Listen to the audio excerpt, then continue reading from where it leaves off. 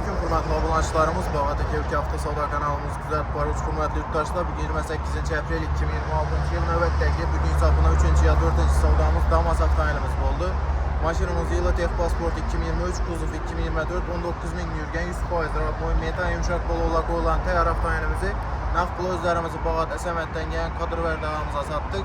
İştir 74 milyon son pul oldu. Razınız sağ olun. Razınız. Ne kadar Rahmet sizlerine duygular olacak. Tüm satılımda bize vermiş kadar özgürterek başka maçlara malgan. Rahmet sizlerine. Zulluya versin. Küzətəmiz satqan avtomobilimiz Damas 2023 2024 19.000 probek.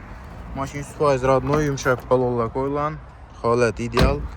Metan qazları onun atılan təyyarını, zorunu nağd pula dostlar 74 milyon soma sattık. Özlərimizi Bağata savda oldu. Gəl arasında şimdi İnçiraylı narxda maşınla gerek olsa əmmələr Bağat Ekevki hafta savdaya gəlişləri təfsiyə qılıb qalamız. Maşı alamanda seyizlərəm, satamanda seyizlərəm. Bizə hafta salonumuzdan bitədənmə işləriz. Gəl arasında rəhmət.